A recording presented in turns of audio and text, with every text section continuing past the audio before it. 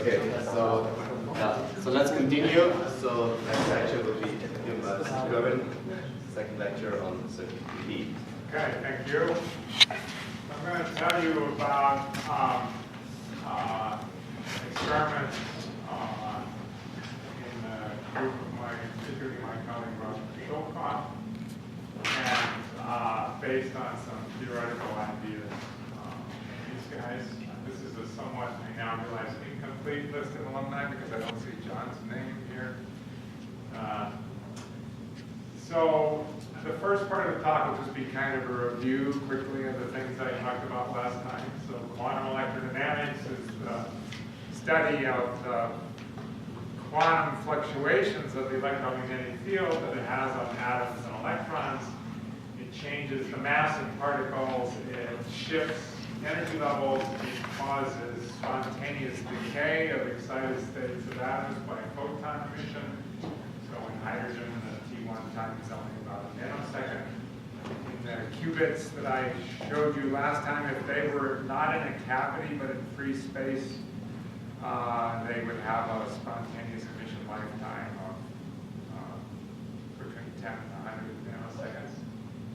And one of the interesting things about cavity QED is you can modify the spectrum of the electromagnetic field and therefore of its fluctuations by putting the system in a box that has discrete photon modes of different frequencies, and you can make them the same as or different from the transition frequencies of the atoms. You can engineer the quantum fluctuations of the atoms. So we're going to try to do the analog of that cavity QED with circuit QED. And so it's going to be microwave photons inside superconducting circuits or superconducting cavities, artificial atoms like the one I talked about last time based on Joseph junctions. And as I hinted at the end of the last talk, there's extremely strong coupling between the photons and the atoms, because the transition dipole moment is several Cooper pairs moving a millimeter. You can get gigantic direct coupling, or in the dispersive limit where the qubit is detuned in the cavity, you can get gigantic dispersive second order coupling. So you can do nonlinear quantum optics in a totally new regime of ultra strong coupling where things become extremely nonlinear even at the level of single photons. You can put one photon in the cavity and be unable to put the second photon in because they would interact so strong. And this is to be contrasted with most situations in regular nonlinear quantum optics or lasers and materials where it's difficult to get the medium to be sufficiently nonlinear.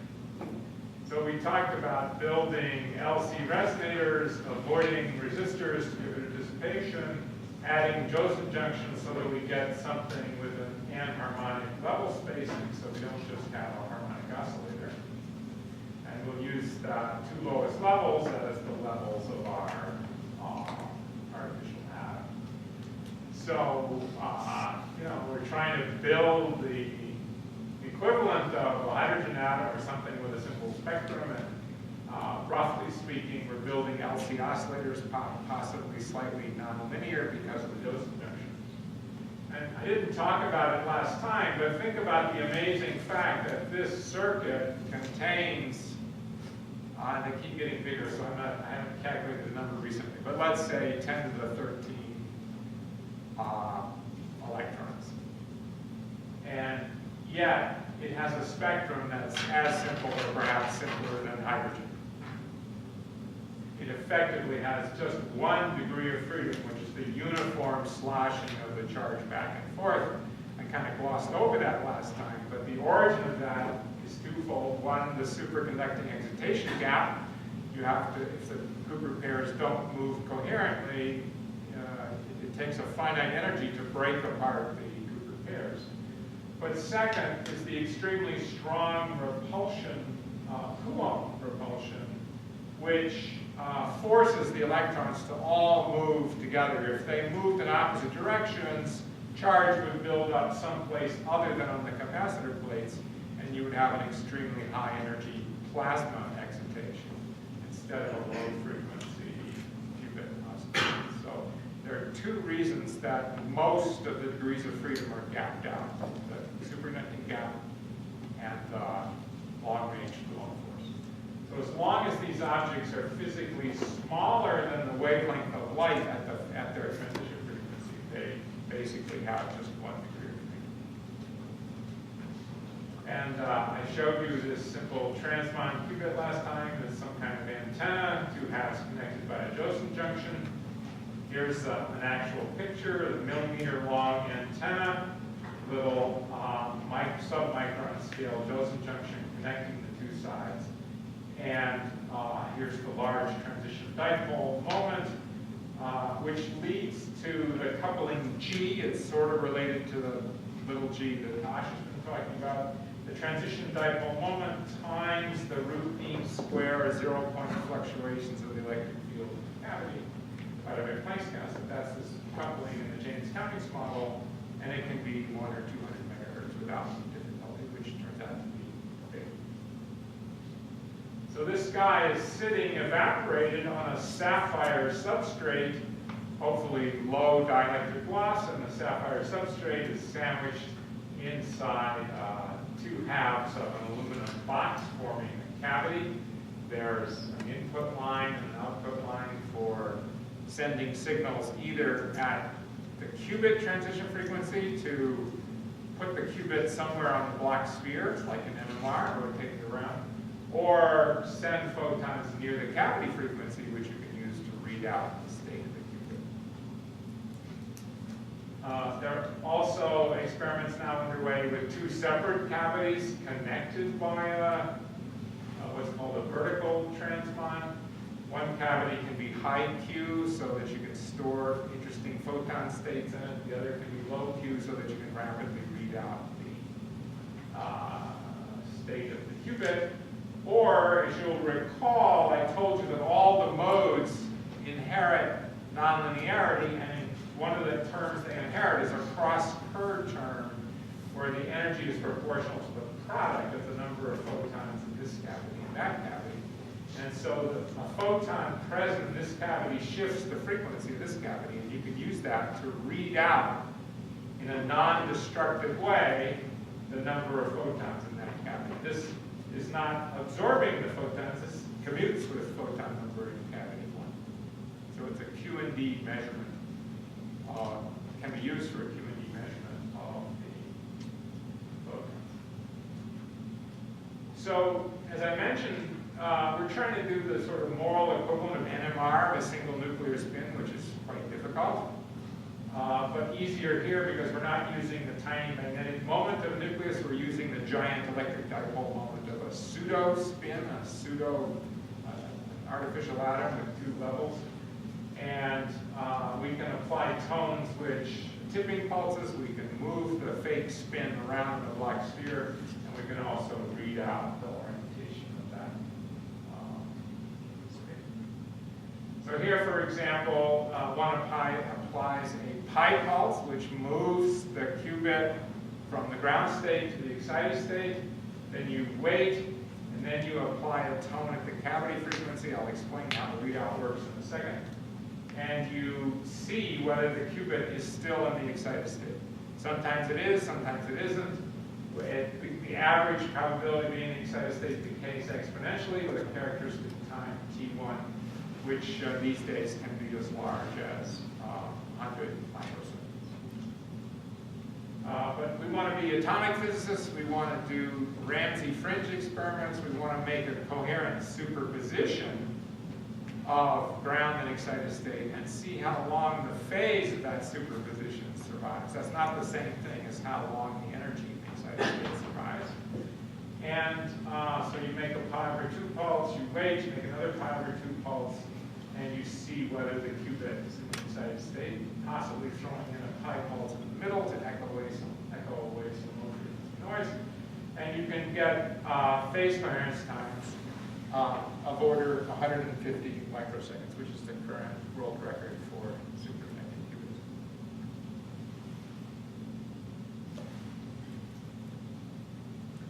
So when all this started in 1999, the Nakamura and the NEC group built the first superconducting qubit. It had an immeasurably small coherence time, sub-nanoseconds perhaps, and it's gone up pretty much exponentially over a factor of 150,000 roughly in the last 14 years.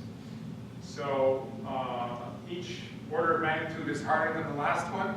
Each order of magnitude was achieved by some clever redesign of the cavity or the circuit or the qubit. But so far there's no evidence that we've reached any intrinsic limits. But as I said, the next order of magnitude is always harder than the last one. But this is real Moore's law plot. We don't have a Moore's law plot for the number of qubits yet. We're still doing 1, 2, 4. But there's no point in trying to scale up to large numbers until you have large coherence times. So we're getting there now. And basically, you can now say that, at least for small quantum computers, it won't be the decoherent stack.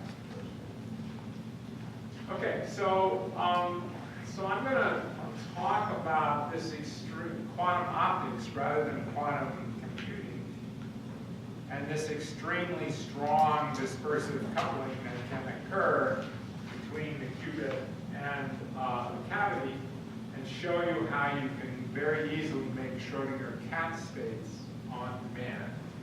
And then these guys have some amazing ideas for encoding the state of the qubit into the continuous quantum variables of the cavity in the form of two different cats corresponding to the up and down parts of the qubit wave function. And that can actually be used to do make an error correctable memory. That even if the cavity loses some photons, you don't lose all the information about the qubit states. It's a totally amazing idea. And the experiments have realized kind of the first step in the protocol. There are many subsequent steps, but they're, this has some chance of actually working. And then my postdoc, Simone Mead, has extended these ideas to think about how to do stabilizer pumping for the various topological quantum error correction codes. Again, an idea that's, it's theorist ideas, but it's not totally off the real axis. Okay, so I want to show you the kind of toolbox that we have available due to the strong dispersive coupling of the atoms to the cavity. The cavity is, the qubit is detuned from the cavity, so the qubit can't absorb photons except virtually and then re-emit them. And as I indicated to you last time, that leads to this dispersive coupling. So let's back up. So here's the harmonic oscillator, which is the resonator. Here's the two-level pseudo-spin of the qubit. There's some damping terms that we wish were zero but aren't. And these two frequencies are quite different from each other. And as a result of everybody inheriting nonlinearity from the Josephson junction, there's a kind of cross-Kerr term in which the coefficient of A dagger A, which is the cavity frequency, now depends on the state of the qubit. There are two different cavity frequencies depending on whether the qubit is up or down, and they're split by 2 chi. And if chi is small compared to what? Compared to the cavity line width, kappa, then there's a small frequency shift, but there's a phase shift, as Ash showed us. And you can use the phase shift of photons transmitted at the cavity resonance to determine the state of the qubit. So that's how the readout works. But I'm going to be talking here about a limit where this chi is much, much, much bigger than the cavity line width, which we'll call the strong dispersive regime. So even this chi is, roughly speaking, that little g squared divided by the detuning of the qubit in the cavity. So the coupling is so strong that even the second order effects of the virtual coupling are bigger than the damping.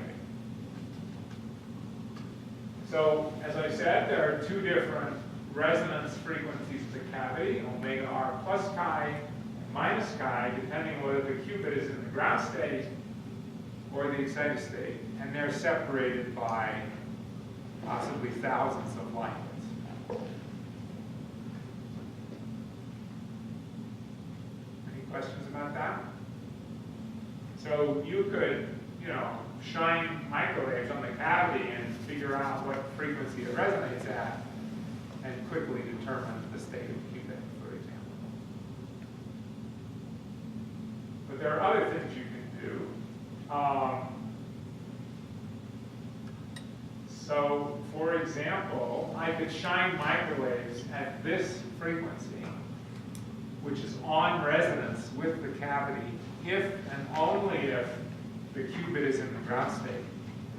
And it's totally off resonance by thousands of light years if the qubit is in the excited state. So I will if I shine microwaves on the cavity, I will displace it. I will produce a coherent displacement. If and only if the qubit is in the ground state. So I'll call that operation VG sub alpha. I'll produce a coherent state labeled by a complex number alpha, which is, x1 plus x plus iy, the two quadrature amplitudes that Ash has been talking about. So it's a conditional displacement of the cavity.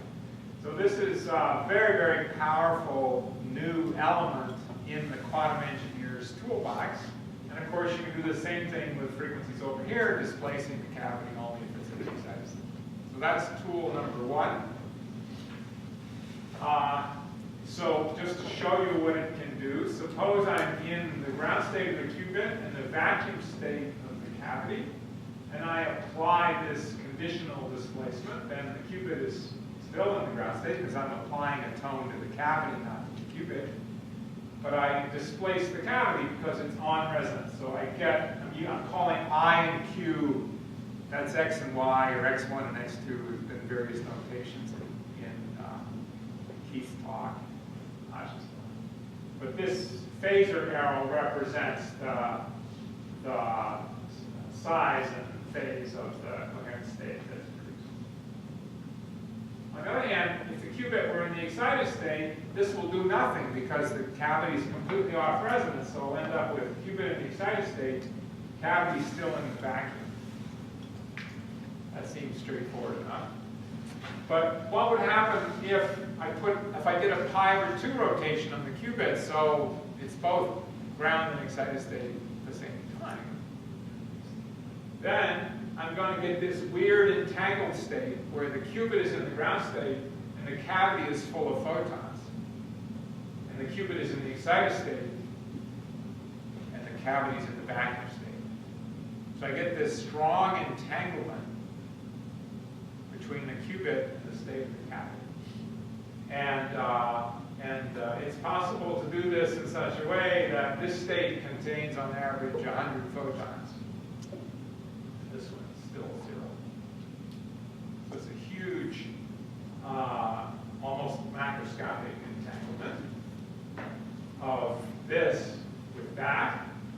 And this is what is an actual Schrodinger cat. Now, we're going to be talking about photon-only Schrodinger cats, which is kind of a common use of language in the field, but it's not really right. This is a real Schrodinger cat in which the cat is dead, qubits in the ground state, and the poison bottle is open, the cavity is full of photons. Coherently superposed with the cat is alive, and the cavity is empty, the poison bottle hasn't been broken. Okay, that's a real Schrodinger cat state. And you can undo it by appropriate conditional displacements and save the cat. It really is in a superposition of death and alive. Okay, so so this toolbox, conditional displacement of the cavity. This tool permits entanglement of the qubit and the cavity in the manner described. And now I'm going to, that's tool number one. Now tool number two, again using this dispersive Hamiltonian, is going to be a conditional flip of the qubit if and only if there are exactly n photons in the cavity. And we achieve that with the very same term by reinterpreting this dispersive term. It's not that the coefficient of A dagger A, which we call the cavity frequency, now depends on sigma z, but through complex theoretical manipulation of parentheses, I can say, oh, no, it's the coefficient of sigma z that depends on how many photons are in the cavity. And the coefficient of sigma z is the qubit frequency. So the qubit frequency is going to be the bare value plus 2 chi times the number of photons. So there's a quantized light shift of the qubit transition frequency. If I send in a photon at the qubit frequency, I have to do more work or less work, depending on the sign of chi, to flip the qubit, depending on how many photons are in the cavity. And because chi is not only thousands of cavity line widths, but thousands of qubit line widths, it's very easy to resolve these individual transitions. So here's some data. This is the absorption spectrum of the qubit. How do we do that? We shine light at this frequency, 7.45 gigahertz. We try to flip the qubit, then we read it out and see if it did flip. And that's the absorption spectrum. And you see peaks corresponding, chi is negative, so the frequency jumps down by 2 chi. When there are 0, 1, 2, 3, 4, 5, 6, 7, maybe 8 photons in the cavity. This data was taken over a long time, steadily pumping the cavity, so it's in a coherent state roughly. And this is the time average of the number of different photons, and you see roughly the Poisson distribution that you expect for a coherent state.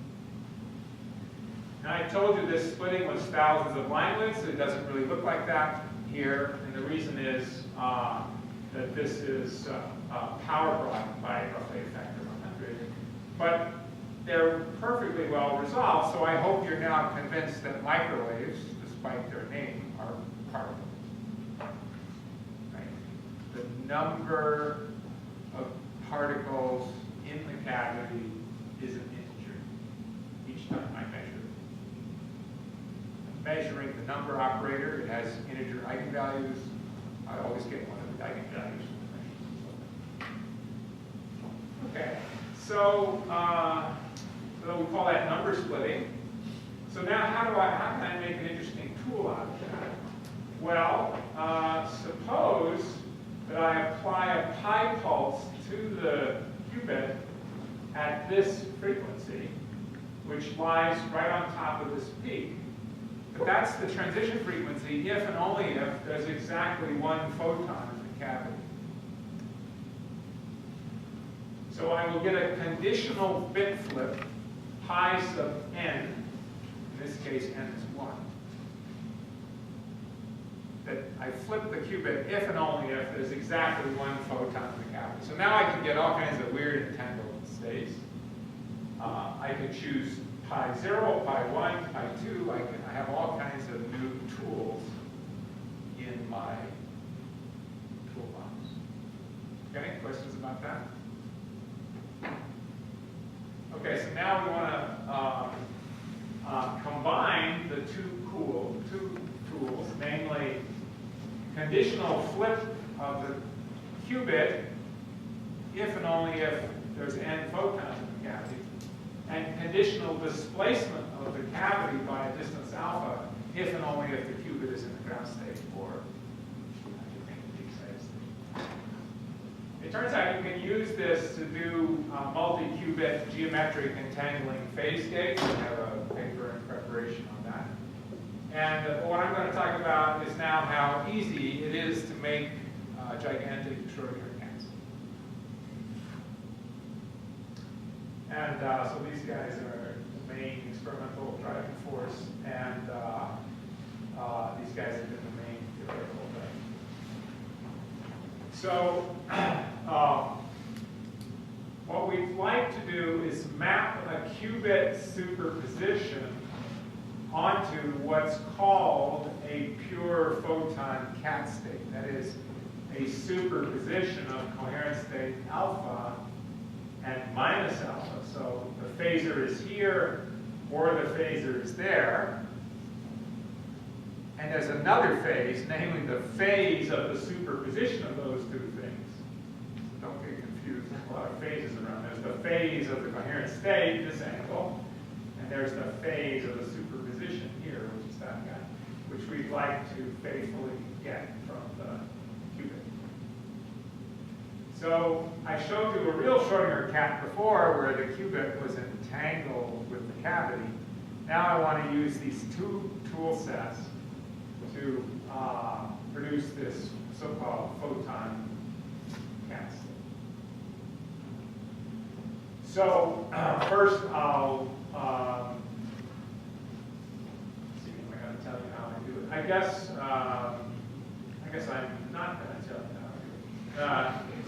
So let me quickly outline how we do it. So we entangle the qubit with the displaced cavity. So the qubit's in the ground state cavity heavily displaced, qubit in the excited state cavity in the vacuum. Okay? And now, if then the qubit is entangled with the cavity, but now one of the cavity states has no photons in it. So I can apply a conditional pi pulse on the qubit that only works for the component of the cat that has no photons in the cavity. And then I unentangle the qubit from the cavity, and then I can take these two blobs and slide them back so they're symmetrically placed like this and produce this state. I can go through the details. I'll try that. I don't think I have a slide. So here is what's called an even cat. I have a plus sign in the superposition between amplitude beta and minus beta. So think of the coherent state of a harmonic oscillator might just be a Gaussian displaced over to the right. Now we have a superposition of Gaussian here and Gaussian there. That wave function, that first quantized wave function, is symmetric in the coordinate, and so it only contains even numbers of photons. And we do our photon splitting experiment. We measure the spectrum of the qubit, and we see big peaks when there are even photon numbers, and very small peaks when there are odd photon numbers. So that's a hint that it's working and that this plus sign is well defined.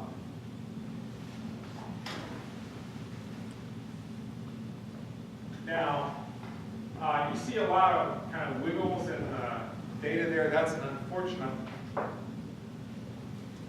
coincidence from a commensuration in the duration of the pi pulse that's used to try to flip the qubit and this splitting frequency. And so there's some little extra ringing here, which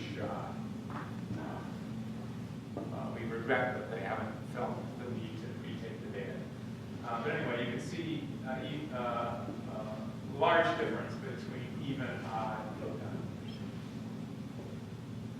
This is what an odd cat looks like. You can put the qubit in a superposition of up minus down and map that minus sign onto the Schrodinger cat superposition, and therefore it's odd and contains 1, 3, 5, 7 photons. So it seems like it's working, but what you'd really like to do is measure the Wigner function. And like all the speakers before me, I'm not actually going to tell you what the Wigner function is. It's a transformation of the density matrix into these quadrature amplitude variables, x and for x and y, x1, x2. And it's a kind of quasi-probability distribution. It doesn't have to be positive. In fact, for non-classical states, it's negative. But roughly speaking, it tells you the bigger it is at different points in the IQ phase space, the more probable it is that if you were to measure where you are in IQ space, you would find the system there. Now, since I and Q, the two quadratures, are non-commuting, they're incompatible observables, you can't measure them both perfectly. So there's a certain fuzziness to this. Okay, so here is a picture of a Schrodinger cat, and this blob over here, here's the origin in IQ space, and the phasor that's sitting here, that's the beta, and there's the minus beta, or alpha, I guess I call it here. The mean number of photons in the coherent state, alpha squared, is 7, which might not be a world record. It's comparable to the biggest ones, I think, that the Paris group has created. And but you could have an incoherent mixture of those two coherent states, and how would you tell? Well, the nice thing about the Wigner function is that right in the middle, you see these rapidly oscillating interference ranges, and they turn out to be precisely, as you go along here, this momentum axis, trying to get to the coordinate, that's actually the two-slit interference pattern from these two slits. And the fuzziness, the blob, the fuzziness you see here, it's not a point like a classical phasor, that's the fact that I and Q don't commute. This is vacuum noise. You're looking directly, these are really precise measurements and directly showing you vacuum noise. And you see the colors here, red, blue, so the blue is negative. The Wigner function is going negative in the middle, indicating that this is indeed a non-classical state with a and the phase of these oscillations is intimately related to the phase of this superposition of those two blobs. Now, Schrodinger cats are famous for being very delicate. If you were to lose a single photon from this guy, you would change the parity, right, from even to odd. And you would change the phase. You would flip blue and red here in this interference pattern. And this is the bigger the cat is, the faster you tend to lose photons from the cavity. And the faster you flip the phase of these interference ranges, and they wash out. So the fact that you can see these oscillations, that's the ironclad proof that you really have a well-defined phase of the superposition of these two relatively macroscopic coherent states, alpha and minus. Okay. Now you can also superpose three different coherent states, get some weird three-slit interference patterns by similar tricks. And you can do four-legged cats, in which you see in the center that the fringes have fringes. These are, very rapid fringe variations, small on the scale of the zero-point uncertainty of the vacuum noise. And again, that's why these are such delicate objects that quickly become classical when they become very large. But for n bar equals 7, you can do this well enough to see those And it turns out that making this four-legged cat is the first step in this protocol that Marihimi and Legtas figured out for robustly storing the Qubit state in the cavity in a way that can survive photon loss. Because when you lose a photon, you change the parity of this guy and that guy. And there's a way to figure out what happened.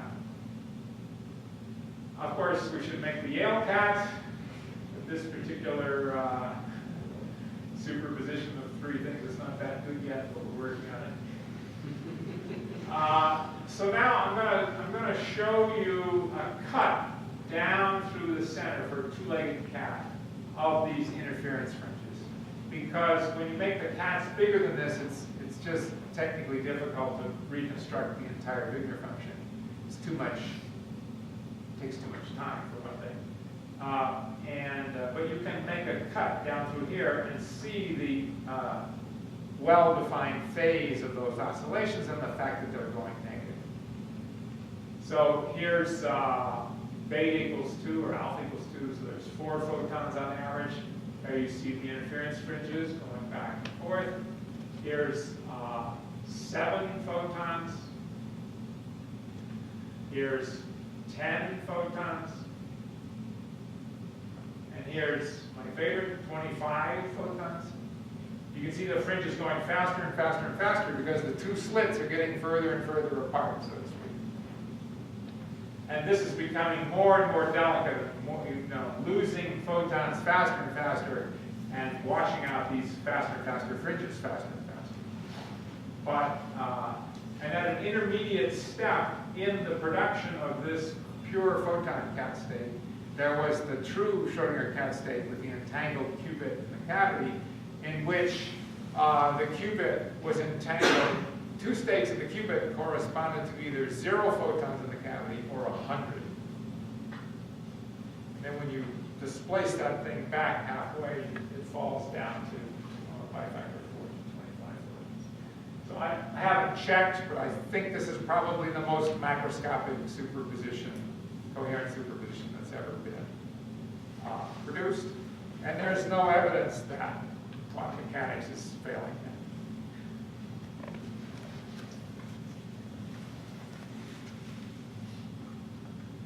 Okay, so as I mentioned, once you have these 4-legged cats, which are superpositions of 4 different coherent states, it's possible to make a quantum error correctable memory that survives photon loss. I won't go into those details, but refer you to these 2 preprints, which are pretty remarkable. It assumes the only error is photon loss, that the cavity doesn't have any intrinsic dephasing, which we don't know for sure yet, but that's an assumption. It's also possible, as I mentioned, to extend these ideas to many qubits in a cavity with one mode, and if you allow me the fine-tuning of having the dispersive coupling be the same for this array of qubits, then it turns out it's possible to measure and pump to the correct values the 4-spin stabilizer operators that define the toric or surface code of time, and produce a topologically protected set of quantum bits. And what's amazing about this protocol, I mean, the toric code requires the qubits to be laid out in a torus or a multi-handled torus, depending on how many qubits you want to store. And it's actually possible, in principle, with this Hamiltonian, you don't have to physically lay out the qubits in any particular place, but mathematically, by choosing what you measure, who is defined to be a neighbor of whom, you can define the topology and reconfigure the topology of the manifold that the qubits are living in at will. So it's, in that sense, a little more realistic than people that want to try to actually build toruses. So I'm not going to go into any of the details. It's in this preprint, but it involves doing kind of forming a Schrodinger cat kind of picture in which the basically the time evolution of this, e to the I, this thing times time, if you choose the time correctly to be pi over pi, you end up with a product of the sigma z's as the effective time evolution operator. And if you do it halfway and then flip all the qubits that you don't want to contribute to this thing and then do the rest, you can pick out any subset of the qubits and find their either Z parity or their X parity. Any subset, they don't have to be neighbors, just any number. Easiest to think about is 4. So it's kind of still far from being realized experimentally, but it's an interesting possibility that I think is a lot simpler than some of the other ideas, perhaps, for realizing the so in summary, we have this incredibly simple Hamiltonian, but because of the gigantic coupling strength compared to the dissipations, we have now all kinds of tools for conditionally manipulating the quantum state of the cavity or the qubit or entangling them in a way that allows us to make exotic quantum states like Schrodinger Cats and map between qubit states and the continuous quantum variable states of the cavity, where there are enough degrees of freedom that you can actually do perhaps do